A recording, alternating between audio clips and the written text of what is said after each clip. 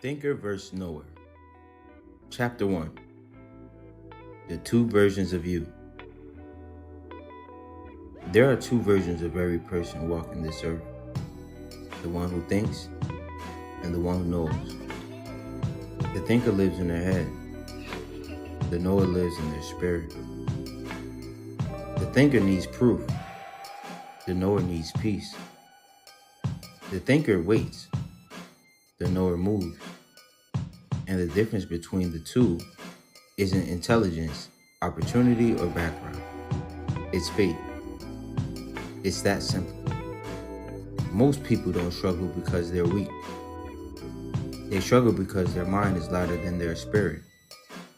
They take every thought as truth. They analyze until they paralyze. They want God to speak, but they never get quiet enough to hear Him. But the knower, they're not perfect. They're not superhuman. They're just led. They don't have every detail, but they have direction. They don't have every answer, but they have assurance. They move because they trust who's guiding them. Scripture says, a double-minded man is unstable in all his ways. James 1:8. The thinker is double-minded, always in two places at once. 1 foot in faith, 1 foot in fear. 1 foot in obedience, 1 foot in hesitation. 1 foot in purpose, 1 foot in insecurity. But the knower, they're stable, solid, clear. Not because they're confident in themselves, but because they're confident in God's hand over their life. I've learned this. When you stop overthinking and start obeying, your whole life begins to align. People say they want clarity, but clarity doesn't come from thinking harder. It comes from knowing who you belong to. There's a version of you that already sees, already understands, already trusts, already moves. That version is not buried, it's waiting. This book is about helping you shift from the noise in your head to the stillness in your spirit. From thinking about life to walking in it. From fear to faith. From potential to purpose. The knower steps, and God honors the step. Chapter 2. The noise in your mind. Most people don't lose battles in the physical world. They lose them in the mind long before anything ever happens. The mind can talk louder than your spirit. And if you're not aware, you'll mistake noise for truth, fear for wisdom, anxiety for caution, and overthinking for guidance. But the mind is not designed to lead. It's designed to follow. Your spirit is the leader. Your mind is a servant. But the world trains you the opposite way. From childhood on, you're told, think it through. Don't make a mistake. Be realistic. Play it safe. Make sure it makes sense first. So most people grow into adults whose entire life is run by a loud, fearful, confused, overprotective mind. That's the thinker. The thinker is always trying to calculate every angle before they take a step. But life doesn't work that way. Faith doesn't work that way. Purpose definitely doesn't work that way. The thinker says, what if it goes wrong? The knower says, what if God already prepared the way? Scripture says, be still and know that I am God. Psalms 46:10. Notice it doesn't say, be still and think. It says no. Knowing requires silence. Knowing requires surrender. Knowing requires letting God lead instead of your fears. Here's something real. The mind is a survival tool. It protects you from danger. But when you're trying to grow, that same mind will protect you from opportunities, blessings, callings, and divine opportunities and appointments. because anything unfamiliar feels like danger. That's the thinker's trap. A loud mind makes you forget who you are.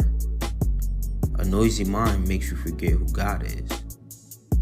When the noise gets too loud, you start believing lies. I'm not ready. I'm not good enough. It's too risky. Maybe I should wait. What would people say? But here's the truth. Your spirit already knows. God already whispered it to you. He already showed you who you are. You don't need more thinking. You need more knowing. Because when you truly know, you don't talk yourself out of what God is trying to walk you into. You don't sabotage your own blessings. You don't shrink to make others comfortable. You don't move like somebody who doesn't have divine backing. The loudest battles are your thoughts. The loudest victories are your choices. And the moment you learn how to quiet the noise, you become unstoppable.